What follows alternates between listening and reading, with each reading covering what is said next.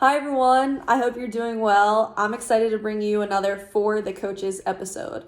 And this one I'm even more excited about because actually a goalie reached out about this question.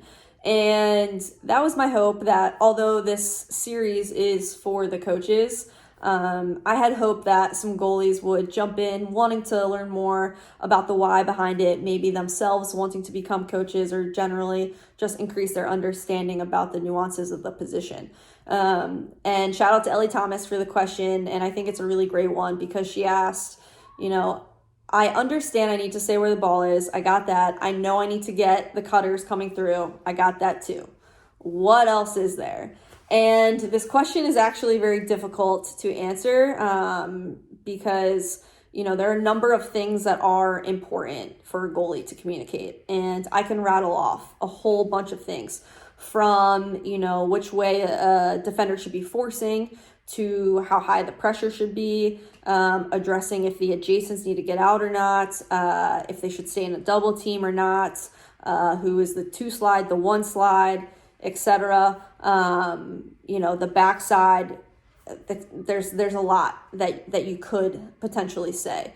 But the important thing I think to do first is to talk to your coaches, and for coaches for you to think about this and talk to your defensive units and just own what the roles are, and just lay it out for everyone, because with you communicating, it's not just you on your island, even though it can feel like that. Why I loved playing goalie so much is that you're a part of this unit, and every single person in this unit has a role to play, and every single person has a role in that communication as well. So where you might think you need to call the 1 and the 2, right? It's going to be up to maybe someone else on the defensive side, the person that's next to ball, the person that's the 2 slide, to make that call. Or maybe the person that's next to the 2 slide, that's going to be their job. Or maybe the coach wants it to be your job, in which case then that's important for you to say.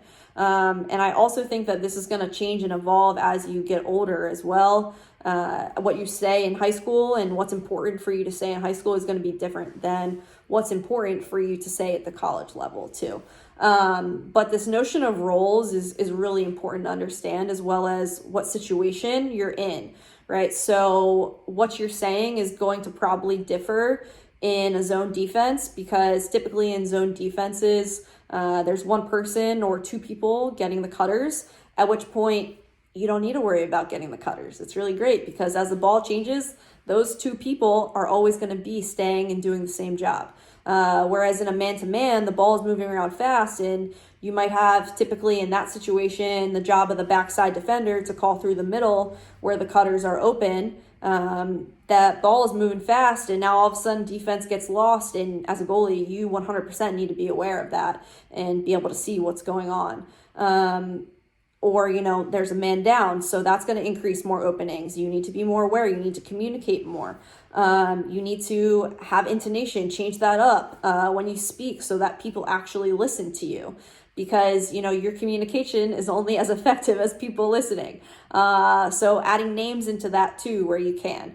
And this is going to take time. It doesn't always come naturally, so absolutely be patient with yourself as you're kind of going through that. But generally, if you can just work on increasing your awareness, I would say is going to be vital for your ability to communicate and then to be able to affect the play outside of where the ball is going on. And so what I mean by that is just simply using your peripheral vision. If a ball's top left here, I'm able to still kind of turn and look and see what's going on my right side. If I need to talk to somebody, tell them to shift up, or maybe that's an opportunity for me to step up and maybe make a play or get a stick on a pass or feed that's going to the middle.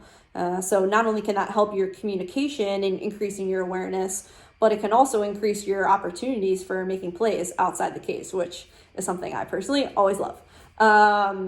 And this kind of second part of this communication piece that I think is really important, and something that ties into that awareness too, is your ability to communicate after goals go in to your defense, okay?